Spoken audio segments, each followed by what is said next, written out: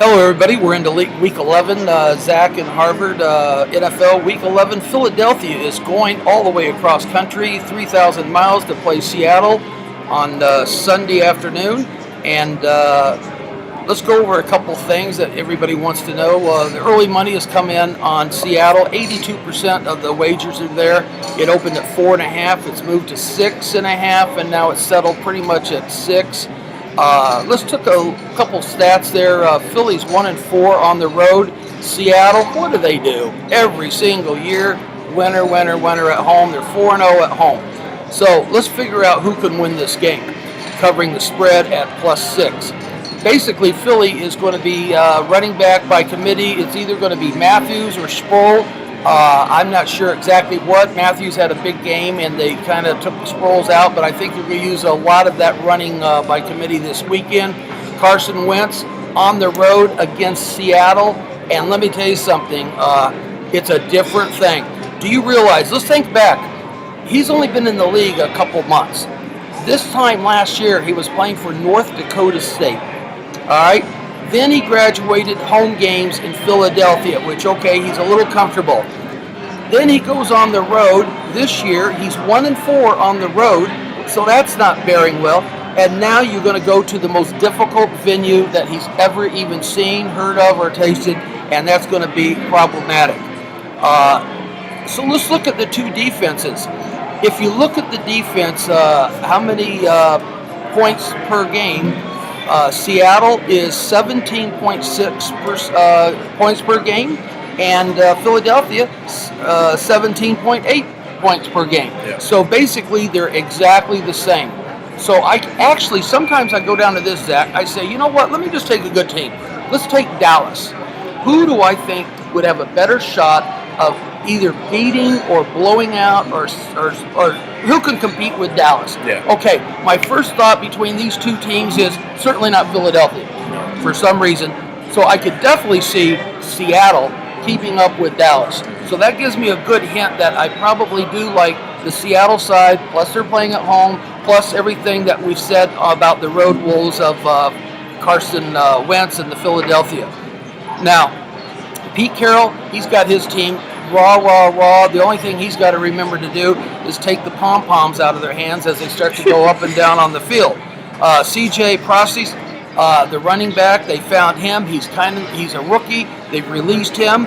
As far as the Seattle defense, 29 sacks this year, and that's another thing that Carson Wentz isn't used to. So he can get sacked, he can get running out of the pocket, he can get scared, he can make bad decisions, and talking about quick. He's never going to see a team this quick on defense, and I think there's a couple guys coming back for Seattle this week. I don't know, is Bennett back? He's been back. Yeah. And then the running back, Thomas Rawls. That's why they cut Christine Michael. Yeah, but there's a defensive guy that is great that came back last week, I believe. And so here's what I'm going to do. I'm not betting on 82% of the country playing Seattle. I do like them if I had to. I don't mind playing Seattle. Public's right once in a while, but I do love the under. The over and under is 46. I just think there's going to be enough. Philly, his mindset is going in. They have to stop the offense. And Seattle's mindset is they're going to stop the offense. So I just think you're going to see a lot of stuff in between the 20s, not a lot of scoring. So I'm going to go with the under 46. Thought I was going to sneeze there. Yeah, that's not too bad on totals. I used to do totals about 4 or 5 years ago, pre-Vegas. For some reason, when I moved to Vegas, I stick to strictly straight wagers, and I don't know why that is, but I think you've got to be focused in if you're doing totals, I think.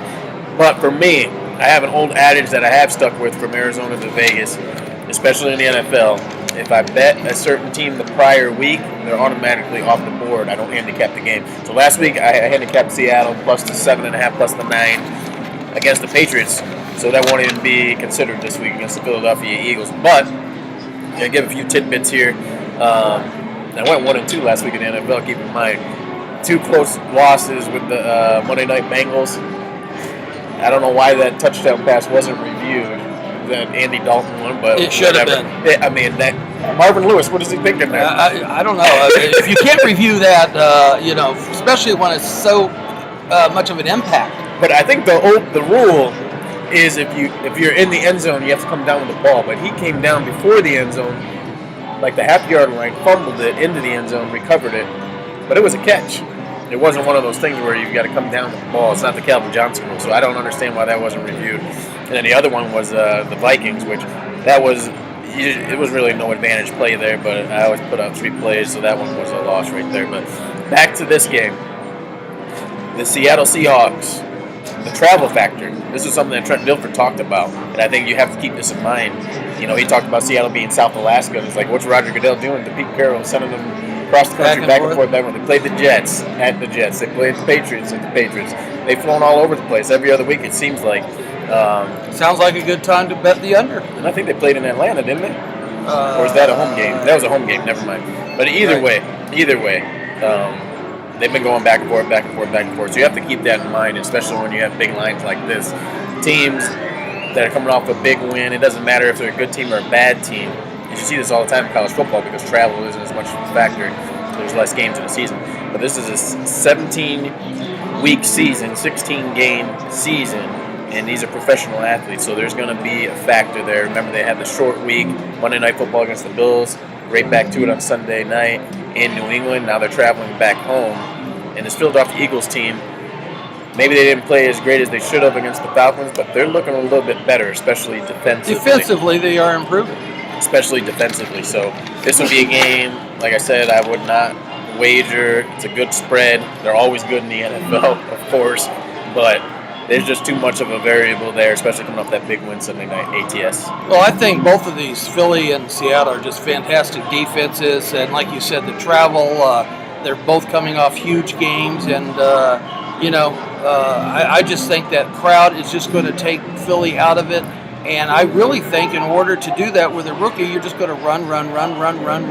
Just keep running. So anyway, you're passing. I'm playing the under. So we'll talk to you about the next game in a second.